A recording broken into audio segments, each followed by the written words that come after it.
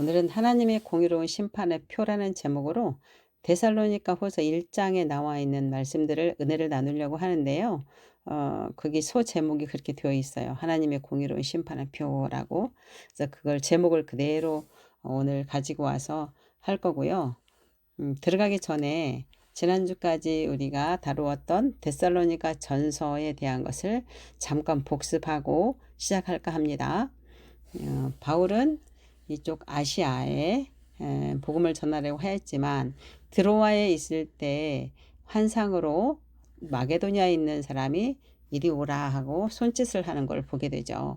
그래서 사도 바울은 마게도냐에 가서 복음을 전해야 된다는 것을 직감적으로 알게 되고 배를 타고 마게도냐 첫 성인 빌립보에 가서 복음을 전하고 그리고 데살로니가 두 번째 복음을 전하는 중이었습니다.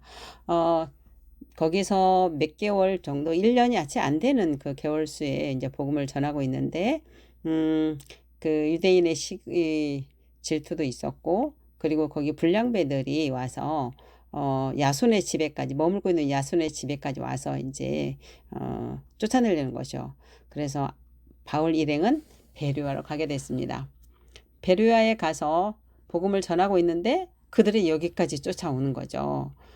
그래서 바울만 배를 타고 아덴까지 오게 돼요. 지금 아테네죠.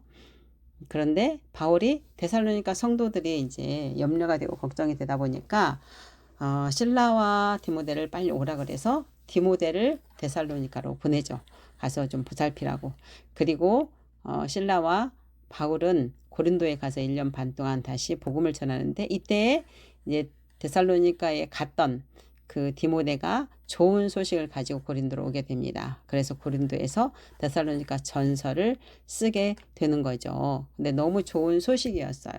우리 성도들이 그 짧은 시간에 배웠지만 믿음이 잘 자라서 모든 믿는 사람들의 본이 되고 있다. 이런 이야기를 좋은 소식을 듣게 되면서 좀 보충해야 할 부분들을 겸해서 칭찬도 하고 또 이런 마음을 전해서 편지를 썼던 게 데살로니가 전서입니다. 그리고 오늘은 후서인데요. 1장 전체를 다루겠지만 오늘 말씀은 데살로니가 후서 1장 6절에서 7절 말씀만 먼저 봉독하겠습니다.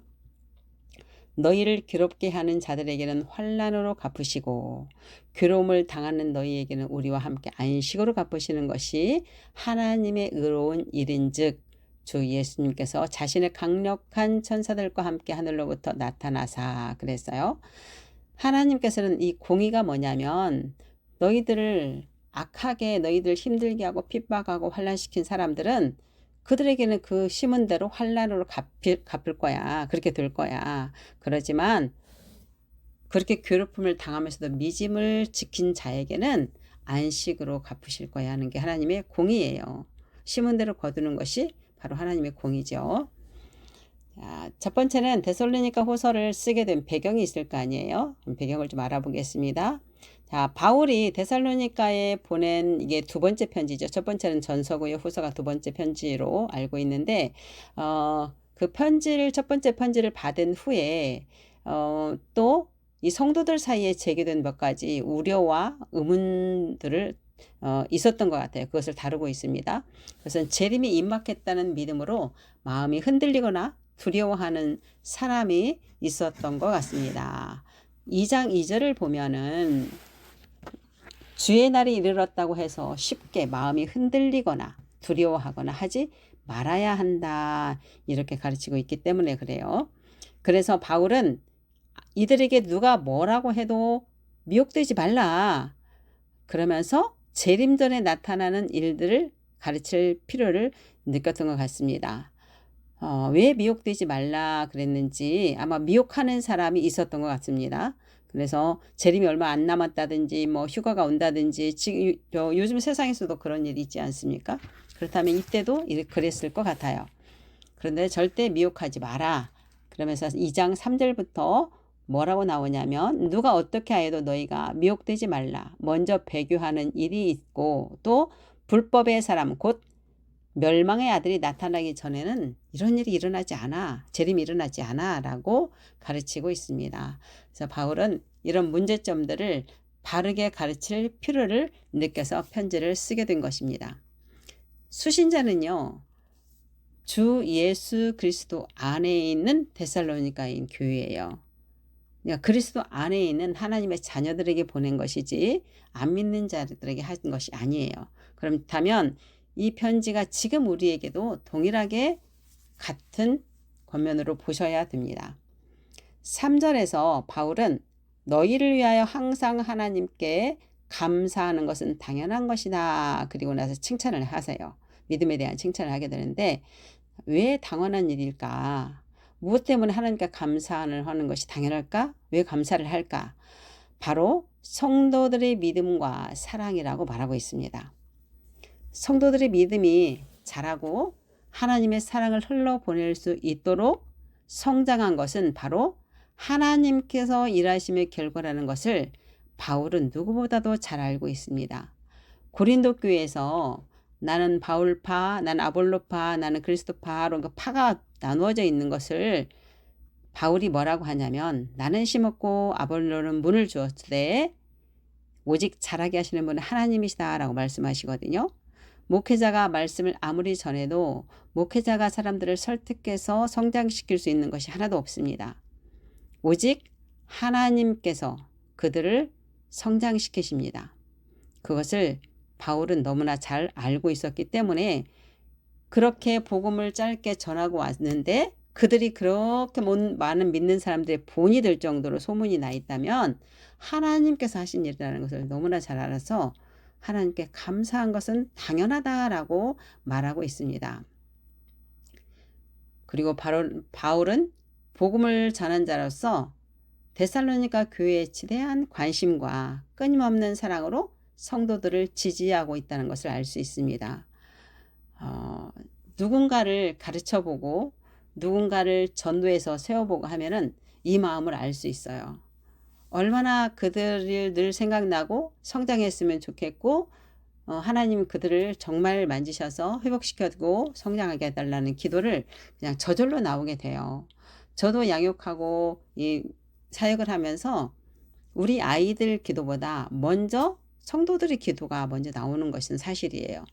그런데 바울은 그 유럽을 다니면서 그 어려운 과정에 개척해서 그 이방인들이 우상을 섬겼던 사람들이 와서 이렇게 복음을 전하고 성장했다라는 걸 생각한다면 얼마나 그들에게 애틋한 마음이 있고 사랑하는 마음이 많겠어요.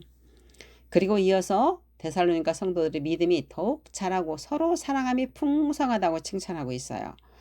여기서 더욱 자라고라는 헬라어는요. 휘페라욱사노예요. 엄청나게 성장하다, 풍성하게 성장하다, 엄청나게 증가하다, 한계점에 이르기까지 성장한다는 뜻을 가지고 있습니다. 또는 중간태로 쓰일 때는 큰 능력을 얻다라는 뜻도 있어요. 이렇게 믿음이 성장했다는 것을 서로 사랑함이 풍성하다라는 말에서 알 수 있어요. 믿음이 성장하고 그리스도 안에 있는 사람들만이 이 아가페의 사랑을 할 수 있어요. 여기서 사랑은요, 아가페예요, 헬라어로.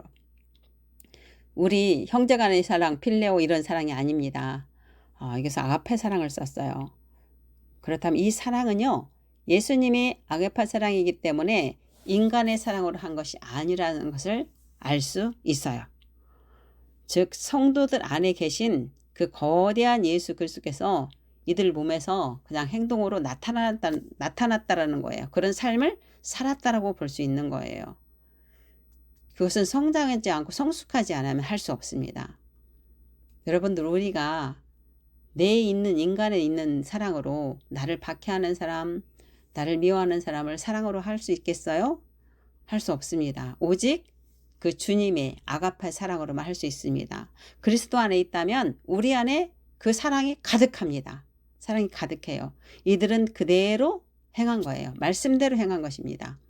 성도들 안에 계신 그 거대한 예수 그리스도께서 나타나시는 삶을 그대로 보인 거죠. 왜? 사도 바울도 디모데도 실라도 그렇게 복음을 전할 때 했을 거예요. 그걸 보고 그대로 배웠고요. 그리고 성령님의 역사하심에 순종했고요. 그 사랑이 나타났다면 당연히 그분의 능력과 탁월함과 지혜도 나타났을 것이고 그분의 본성이 성도들을 통해서 당연히 나타났을 것이라고 생각이 됩니다. 또한 풍성함의 헬라어는요. 플레오나제이로 풍부하다, 증가하다는 뜻으로 사랑에 대해서 사용될 때는 충만함에 이르도록 점점 더하여지는 것을 의미해요. 믿음은 사랑의 시작이며 근원이고요. 사랑은 믿음의 결과이기도 합니다. 그 하나님의 사랑이 있을 때, 그 하나님의 사랑을 느낄 때 믿음이 확 자라게 됩니다. 네. 그리고 그 믿음의 결과가 또 사랑이기도 하고요. 하나님의 사랑이면 모든 것이 해결이 됩니다. 여러분들 그 하나님의 사랑을 한번 정말 절실히 느껴보세요. 그 성령님이 나를 온전히 감싸주는 성령 체험을 하기를 갈급해 보세요. 그 사랑을 느끼면 그 사랑 안에 모든 게 다 있습니다. 자, 그러면 데살로니가 성도들이 이런 믿음은 어떻게 성장할 수 있었을까요? 그 성장의 비결을 좀 알아봅시다. 첫째는 말씀의 순종함으로 성령님의 인도를 받았다라고 볼 수 있습니다. 데살로니가전서 4장 1절을 보면은요. 하나님을 기쁘시게 할 수 있는지를 우리에게 배웠으니 곧 너희가 행하는 바라 그랬습니다. 사도 바울이 말하는 거예요. 하나님을 기쁘시게 하는 건 어떻게 하는가 알려줬지? 너희가 우리한테 배웠지? 그리고 너희가 그 배운 대로 지금 행하고 있어. 이거예요. 그러니까 그 말씀대로 순종하고 배운 대로 순종하고 성령님 인도함을 받고 있다라고 볼 수 있습니다. 그 짧은 시간에 배웠음에도 데살로니가 성도들은 순종이 제사보다 낫다 한 것처럼 그냥 지식으로 그걸 듣고 지나쳐 버린 게 아니에요. 그냥 머리로 알고 관념적으로 아는 게 아니었어요. 이들은 그 말씀들을 심중에 심었어요. 그리고 묵상했어요.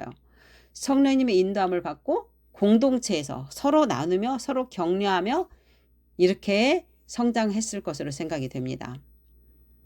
말씀이 예배 시간에 그냥 듣고 말아버리면 그래 좋은 말씀이야. 그래 은혜 받았어. 이거 끝나면은요. 절대 내 삶으로 그 말씀이 적용되어지지 않습니다. 하나님의 말씀은 영이에요. 우리가 영으로 받을 때 그 말씀이 우리 심중에 들어와서 우리를 변화시킵니다. 말씀은 생명이고 살아있고 활동성이 있고 그리고 하나님 그 자체세요. 하나님이 살아계시기 때문에 그 말씀이 우리 심중에 들어왔다면 반드시 우리 안에 변화가 있게 됩니다. 데살로니가 성도들은 바로 그랬던 것 같습니다. 또한 편지를 받고 그 첫 번째 편지를 받고 거기에 대한 말씀들 사도 바울이 첫 번째 편지에서 그랬잖아요. 부족한 것을 보충하고자 가고 싶어 했잖아요. 그 보충한 것이 뭐였어요? 성도들의 삶에 거룩한 삶에 대해서 가르치고 그리고 마지막 때에 죽은 자가 그냥 되는 것이 아니라 먼저 죽은 자가 일어날 거야. 이런 것들을 마지막 때에 대해서 가르쳤어요. 그렇다면 그 편지를 서로 돌려보고 같이 나누고 그 말씀대로 또 순종하는 그 삶을 살았을 것이라고 봅니다. 순종하는 마음은 정말 중요합니다. 순종할 때 성령님께서 역사하십니다. 여러분, 누군가가 말씀대로 가르쳤다면 그 말씀을 그냥 받아들이셔야 돼요. 말씀이 막 내 머리 굴리고 생각하고 하는 게 아닙니다. 그냥 말씀 그 자체를 말씀이 그러하면 그런가 보다 라고 받아들이세요. 내 심중에 그냥 심으세요. 그리고 그 말씀대로 행하는 거예요. 그게 진짜예요. 이것저것 머리 굴릴 필요 하나도 없습니다. 내 생각으로 내 감정을 할 수 있는 것은 아무것도 없습니다, 여러분. 말씀에 순종하는 것이 제사보다 낫다. 사무엘 상에서 말씀하시잖아요. 우리가 헌금을 많이 드리고 봉사헌신을 많이 하는 것보다 순종하는 것이 100번 낫다라고 얘기를 하는 겁니다. 두 번째 알아볼 수 있는 것은요. 공동체의 교제를 통해서 성장했을 것입니다. 데살로니가 성도들은 박해와 환난으로 서로가 하나 되어 서로가 격려하고 세워주는 역할을 했을 것으로 보입니다. 우리가 막 이렇게 뭐라 하면 그런 사람들끼리 또 어울리잖아요. 그리고 뭉치고 억울한 분들은 억울한 분들 이렇게 해요. 자, 1장 4절을 보면 알 수 있어요. 너희가 견디고 있는 모든 박해와 환난 중에서 너희 인내와 믿음으로 말미암아 그랬어요. 인내와 믿음으로 같이 모여서 환난 당하면서 그래 서로 위로하고, 그리고 그 고난은 하나님의 상급이야, 우리 이렇게 해야 돼 하면서 서로가 서로를 격려하고 했을 거예요. 정말 그리스도를 위한 고난은 하나님의 상급입니다. 이런 고난을 통해서 성도들의 믿음이 더욱 성장할 수 있었을 것으로 보입니다. 또 믿음은 들음에서 난다고 했습니다. 이 듣는다라는 것은 무엇을 듣느냐가 너무너무 중요합니다. 우리가 하루를 살아가면서 하나님의 말씀을 많이 듣고 말씀을 많이 말하면서 내 입으로 말하고 듣고 또 설교를 통해서 듣고 이렇게 말씀을 많이 듣다 보면 말씀이 내 심중 안에 가득 채워지게 되고 그 말씀이 내 입에서 이 심중에 있는 대로 나가게 됩니다. 말하게 됩니다. 그런데 부정적인 소리, 세상적인 소리를 계속 듣고 있다 보면은 그것이 내 심중을 차지하게 되고 결국 네 입에서 나가는 소리가 그런 부정적인 소리, 안 좋은 소리만이 나갈 수밖에 없습니다. 그러면 내 삶이 완전히 달라지겠죠. 하나님의 말씀을 말씀대로 말하는 사람들은 하나님의 말씀대로 우리가 그렇게 이루어지는 삶을 삽니다.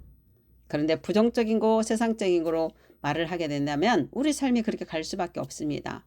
왜냐하면 하나님 나라는 심은대로 거두는 법칙에 의해서 이루어지기 때문입니다. 자, 이때는 신약 성경이 없었던 때입니다. 그럼에도 불구하고 배운 말씀을 서로 말하고 생각하고 서로 권면하고 행했던 것 같습니다. 성령 충만한 사람은 모이면 기도하고, 모이면 찬양하고, 모이면 말씀을 나누고, 모이면 하나님의 하신 일을 자랑하고 증거하고 아버지를 나타내고 싶어서 갈급하고 이래야 됩니다. 그런데 모이면 세상 이야기하고, 모이면 자기 자신에 대해 문제점에 얘기해야 되고, 모이면 남의 흉보고, 모이면 자기가 잘된 것 자랑하고, 이런 데 관심을 갖는다면 절대 성장을 기대할 수가 없습니다.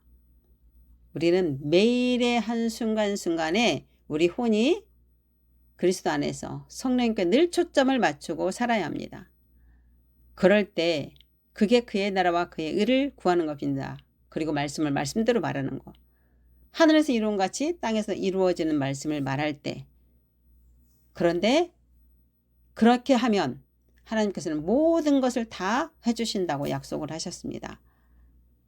그런데 많은 사람들이 그쪽에 관심을 갖지 않아요. 필요할 때만 기도할 뿐이지 관심 갖는 것은 여전히 내 삶이에요. 내 필요한 거, 내 잘되는 거, 내 문제 해결하는 것에 관심을 가지고 말씀을 갖다가 그것에 이용하려고 합니다. 여러분들 그렇게 하면 응답이 있을 수가 없습니다. 주님의 말씀대로 내가 그리스도 안에서 그의 나라와 그의 의를 구할 때 하나님은 나머지 일, 우리의 문제가 됐든 뭐가 됐든 이것들이 다 해결된다라고 말씀하고 있습니다. 세 번째는요, 중보 기도의 힘입니다. 데살로니가 전서 3장 10절을 보면 주야로 심히 간구함은 그랬어요. 이 바울 일행은 거기에서 마무리를 못 짓고 나온 그 마음이 너무나 안타까워서, 그리고 그 성도들이 너무나 염려가 되어서 주야로 심히 간구하면서 그들을 위해서 기도한 거예요. 중보한 것이죠. 그리고 12절 13절은 주께서 우리가 너희를 사랑함과 같이 너희도 피차간의 모든 사람에 대한 사랑이 더욱 많아 넘치게 하사 너희 마음을 굳건하게 하시고, 이렇게 기도하고 있는 것을 볼 수 있습니다. 복음을 전하고요, 그들을 가르치고 온 자들은요, 정말 그들을 잊을 수가 없어요. 그리고 그들이 항상 잘 되기를 기도할 수밖에 없어요. 그게 영적 부모의 마음인 것 같아요. 그들이 항상 생각나거든요. 사도 바울이 얼마나 이들을 위해서 기도하며 마음 아파했는지 알 수가 있습니다. 얼마나 사랑하는지요. 그리고 후서의 1장 11절을 보면은 이러므로 우리도 항상 너희를 위하여 기도함은 그렇게 말씀하고 있습니다. 너희를 위해서 항상 기도한다고 얘기하고 있어요. 이 중보기도의 힘은 대단합니다, 여러분. 지금 우리도 중보기도를 해야 할 때이죠. 지금 국가가 얼마나 혼란합니까? 국가를 위해서 여러분들도 기도하셔야 돼요. 이미 국가가 안정화된 것을 바라보고 기도하십시오. 그들을 축복하며 기도하십시오. 분명히 심은 대로 거두게 되어 있습니다. 네. 마태복음 18장 19절에는 그 합심하여 기도하는 것에 대한 중요성이 나오고 있습니다. 진실로 다시 너희에게 이르노니 너희 중에 두 사람이 땅에서 합심하여 무엇이든지 구하면 하늘에 계신 내 아버지께서 그들을 위하여 이루게 하시리라 말씀하고 있습니다. 두세 사람이 합심해서 같은 마음으로 같은 문제가 해결된 걸, 같은 방향이 된 것을 보고 기도하면 하늘에서 아버지께서 이루신다라고 약속하고 있습니다. 여러분들, 교회를 위해서, 국가를 위해서, 이웃을 위해서, 가정을 위해서 기도하십시오. 세 번째, 이제 공의로운 심판의 표요, 오늘 기도 제목의 말씀입니다. 1장 5절, 이는 하나님의 공의로운 심판의 표요, 너희로 하여금 하나님의 나라에 합당한 자로 여김을 받게 하려 함이니 그 나라를 위하여 너희가 또한 고난을 받느니라. 우리 개역개정에는 이렇게 되어 있는데 공동 번역에는 조금 더 편하게 되어 있습니다. 여러분은 지금 하나님 나라를 위하여 고통을 당하고 있습니다. 하나님 나라 확장을 위해서 고통받고 있다고 얘기하고 있어요. 그러나 여러분이 장차 그 나라를 차지할 자격을 얻게 되겠으니 믿음으로 행하는 것이 그 나라를 차지하는 자격을 얻는 거죠. 결국 하나님의 심판이 공정하는 것이 확실합니다. 네, 이렇게 하는 것이 공정하다 말했잖아요. 아까 환난을 주는 자에게는 환난으로 갚을 것이고 환난은 당한 자에게는 안식으로 갚는다라고 말씀하고 있잖아요. 그게 하나님의 공의이고 이 믿음으로 행하는 것이 그 공의 심판의 표라고 말씀하고 있습니다. 5절에서 이는 이라는 접속사를 사용하므로 앞 절까지 진술에 대한 결론을 이미 내리고 있어요. 이는 앞에 있는 내용에 대한 결론을 내리면서 5절의 이하 10절까지의 하나님의 심판에 대한 설명을 쭉 이제 이야기하고 있습니다. 5절은 데살로니가 성도들의 신앙과 삶을 아주 함축적으로 마무리하면서 앞으로 하나님의 공의로운 심판을 전개하기 위한 전환점을 말하고 있습니다. 데살로니가 성도들은 핍박과 환난을 겪으면서 내가 잘못한 것도 없는데 저들에게 악한 짓도 한 것도 아닌데 왜 이렇게 힘들게 할까 우리를 다만 예수님을 믿었을 뿐인데 이게 진짜인데 이게 진리인데 이런 생각을 했을 거예요. 또한 자신들이 핍박을 당하고 있는데 핍박을 하는 저들은 왜 이렇게 잘 살고 있어? 저들의 모습을 보니까. 그러면서 과연 하나님의 의로운 심판이 있을 것인가에 대한 의구심을 가질 수 있었을 것입니다. 지금도 가끔 저는 그런 질문을 받을 때가 있습니다. 왜 예수 믿는 사람은 이렇게 힘이 드는데 안 믿고 저런 사람들은 왜 이렇게 잘 사는 거예요? 이런 이야기를 많이 들을 때가 있습니다. 이런 질문을. 우리가 보이는 것은 잠깐이고 보이지 않는 것은 영원한 것이라고 말했습니다. 그래서 보이는 것에 관심을 두는 것이 아니라 보이지 않는 영원한 것에 관심을 두라고 말씀을 하고 있습니다. 성경에서는.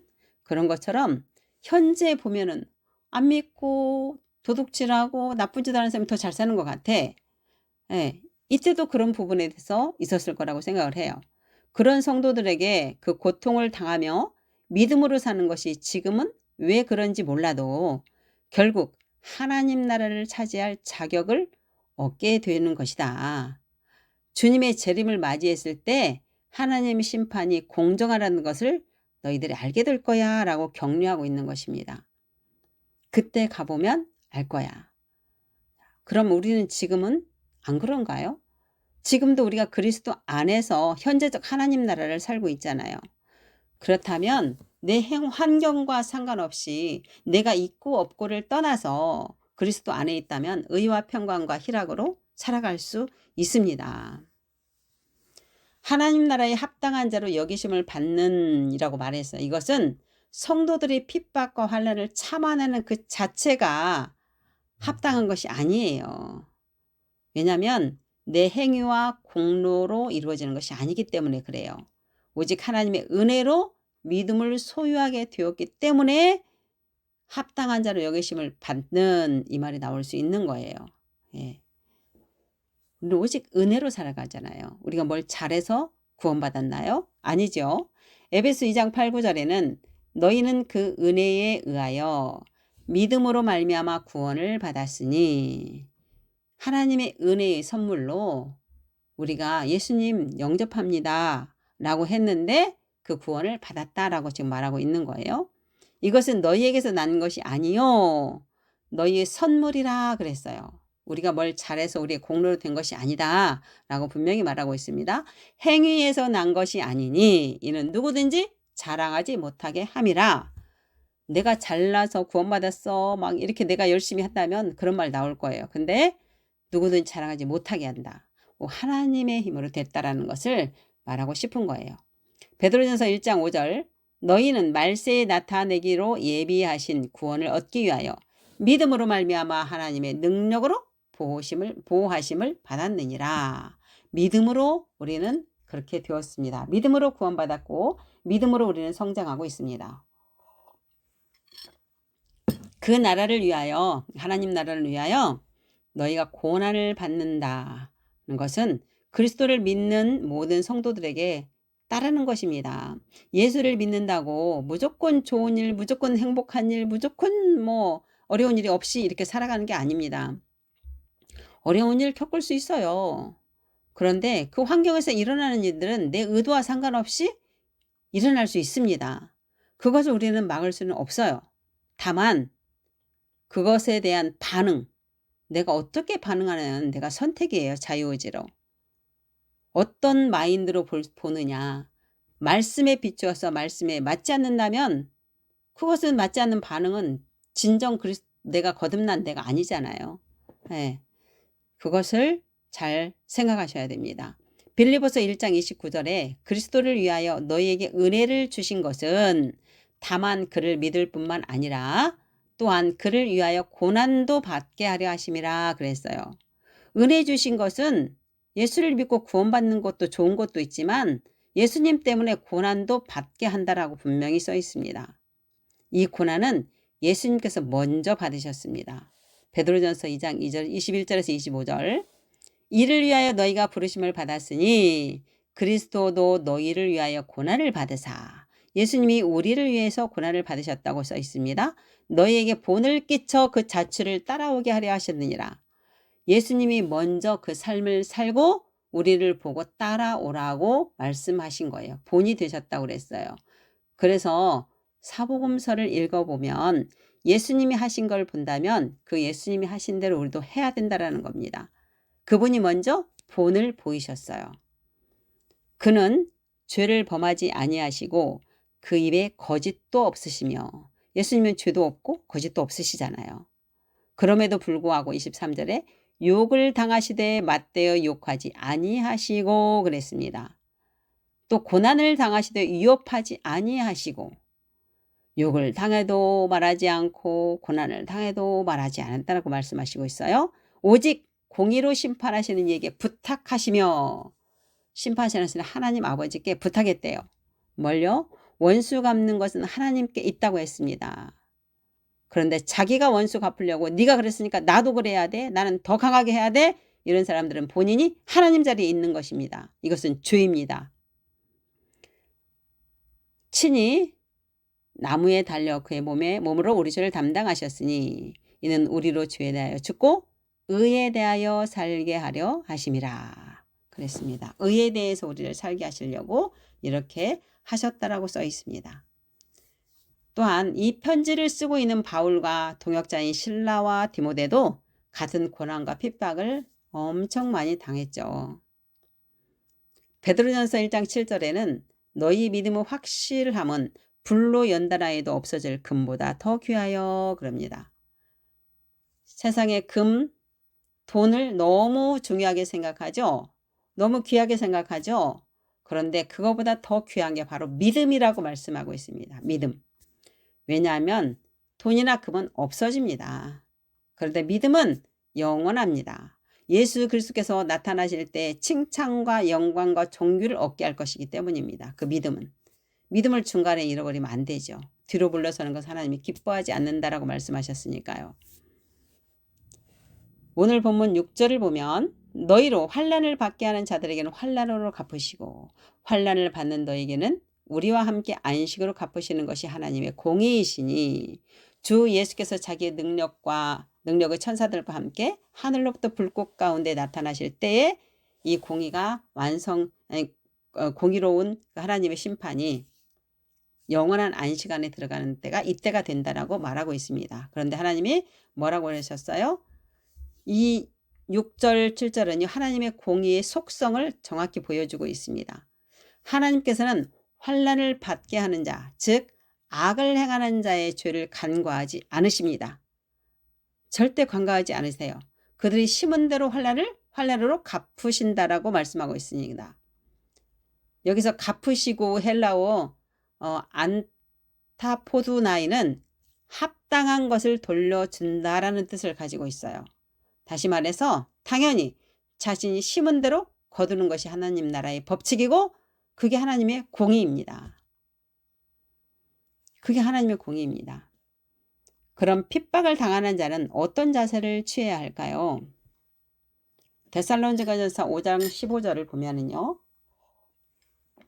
삼가 누가 누구에게든지 악을 악으로 갚지 말게 하고 서로 대하든지 모든 사람을 대하든지 항상 선을 행하라 따르라 라고 말하고 있습니다. 악을 악으로 갚지 말라고 하고 있습니다. 선으로 하라고 했습니다. 베드로전서 3장 9절에도 악을 악으로 욕을 욕으로 갚지 말고 도리어 복을 빌라 이를 위하여 너희가 부르심을 받았으니 이는 복을 이어받게 하려 하심이라 말씀하셨습니다. 복을 비는 것을 위하여 우리를 부름받았대요. 그러면 우리는 악을 악으로 욕을 욕으로 갚는 것이 아니라 축복해 주는 거예요. 예수님처럼. 축복. 그것이 우리 부름받은 거라고 분명히 말씀하고 있습니다. 그렇게 해주면 이는 복을 이어받게 하려고. 우리에게 이어받는 거예요. 복을. 그런데 왜 악을 악으로 갚습니까? 자기가 하나님이 되어가지고. 그렇지 않습니까? 말씀에 비추어서 한번 생각해 보십시오. 지금 일어나는 일들이 이 말씀을 통해서 여러분들이 분별할 수 있어야 됩니다. 그리고 우리와 함께 안식으로 갚으시리니 바울은 자신들이 데살로니가 성도들과 같은 고난과 핍박을 당하고 있음을 상기시키면서 성도들과 우리와의 관계 함께 한다라는 거. 왜? 그리스도를 머리로 한 형제, 자매, 한 지체잖아요. 그러니까 우리는 같이 안식에 동참할 수 있음을 강조하고 있습니다.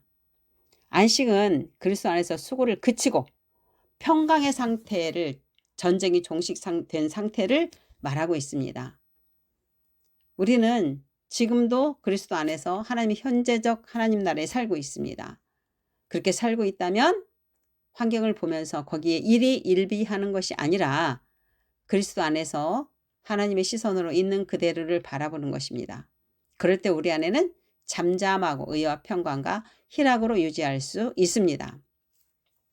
바울은 지금 받고 있는 고난과 핍박이 결코 헛된 것이 아니라 참된 안식과 평안을 얻게 되는 과정이다. 이렇게 말하고 있습니다.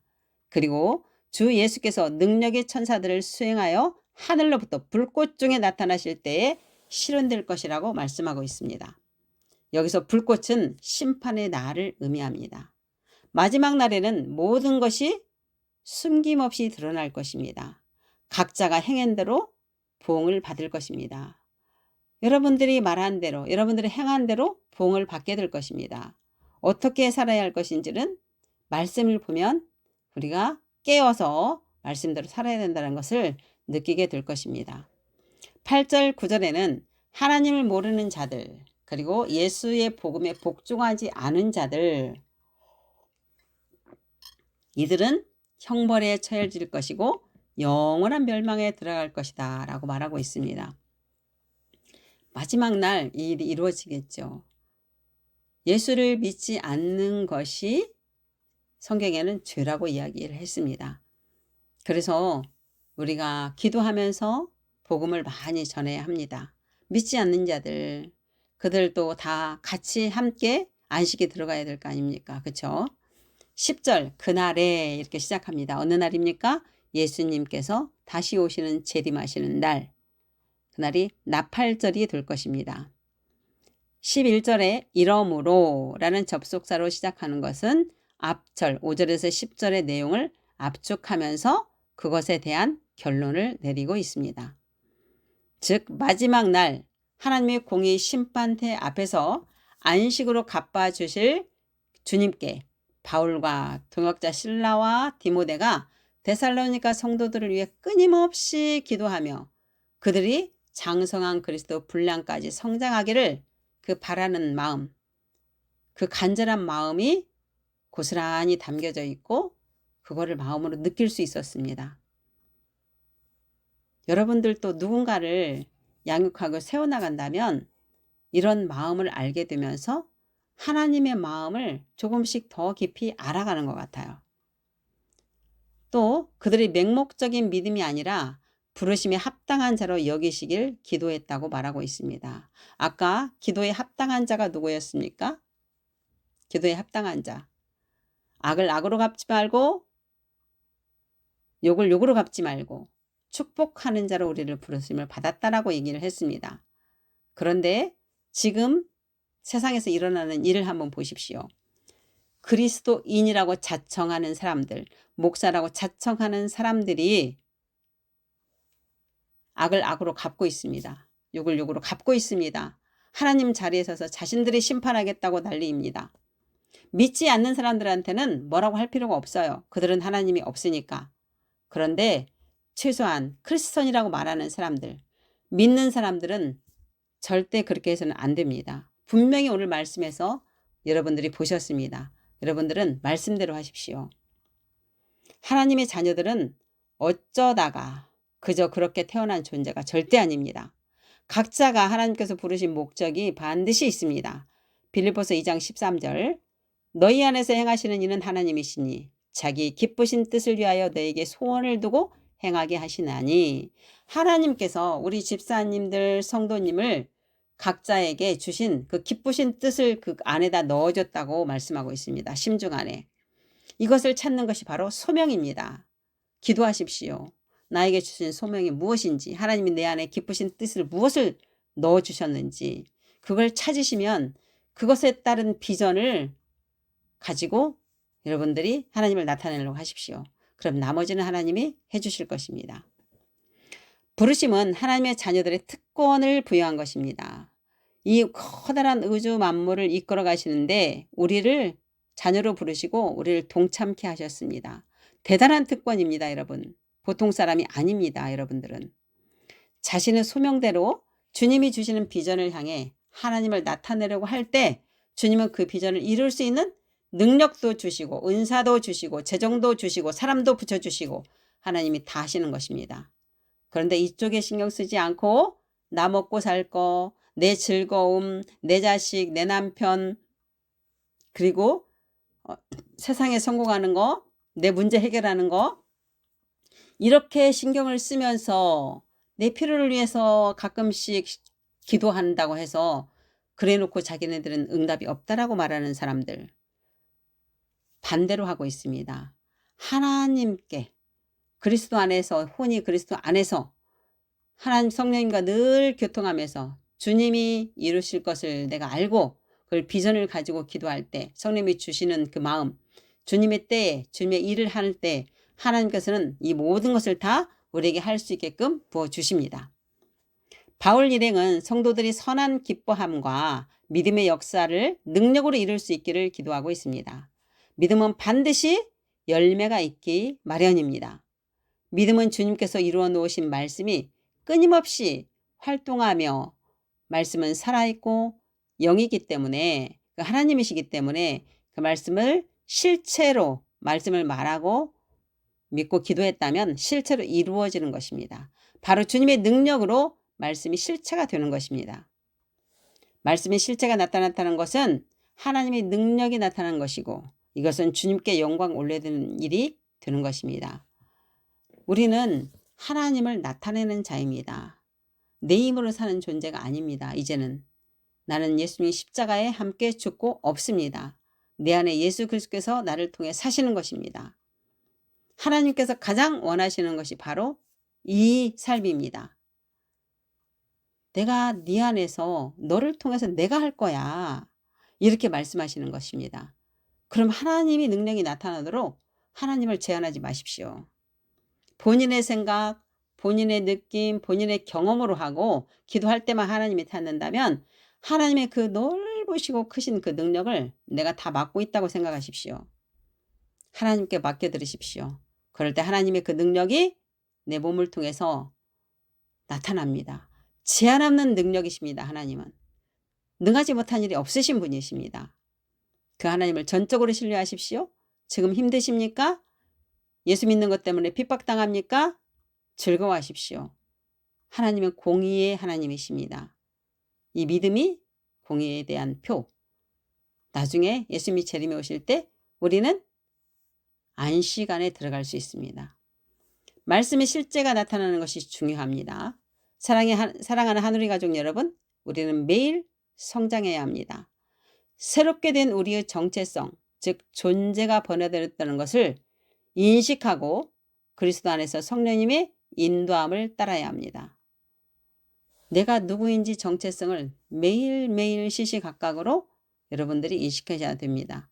그리스도 의식으로 살아가야 합니다. 그럴 때 매일매일 성령 충만함으로 살아갈 수가 있고 데살로니가 성도들처럼 우리도 성장할 수 있습니다. 자신은 변화되지 않고 저 사람이 변화됐으면 좋겠어. 저 사람 때문이야. 누구 때문이야. 이렇게 손가락질 한다면 한 손가락은 그 사람을 향하지만 나머지 세 손가락은 자신을 향한다는 것을 잊으시면 안 됩니다. 다른 사람이 변화되기 전에 내가 먼저 변화되고 내가 먼저 성장하고 내가 먼저 그리스도 안에서 하나님의 사랑을 나타낼 때 나로부터 흘러가는 그 기름 부으심, 나로부터 흘러가는 그 하나님의 사랑이 주위를 변화시킬 수 있습니다. 내 한 사람이 변화되면 다른 사람이 변화됩니다. 그런데 자신은 변하지 않고 남 탓하고 남이 변화되기를 권한다면 성장을 할 수 없습니다. 이렇게 그리스도를 나타내기 위해서 살다가 그리스도를 위하여 핍박을 받는다면 정말 이건 축복이고 행복한 일입니다. 지금 우리가 어떻게 사느냐에 따라서 주님께서 오시는 날 기름을 준비한 5 처녀처럼 어린 양의 혼인잔치에 참여하는 그런 감격을 누릴 수 있을 것입니다. 우리는 하나님의 공의를 절대 잊을 수 없습니다. 우리가 믿음으로 살아가는 것이 그 공의의 표일 수 있습니다. 하나님께서 훗날 마지막 때에 그렇게 믿음으로 살아가는 사람에게는 반드시 하나님의 상급이 있게 될 것이고 영원한 안식에 참여할 것이고 그 감격스러운 어린 양의 혼인잔치에 참여하게 된다는 것을 잊지 맙시다. 그 하나님의 공의를 잊지 맙시다. 우리 하늘의 교회의 성도들은 모두가 이렇게 감격의 날이 올 것을 저는 확신합니다. 그리고 축복합니다.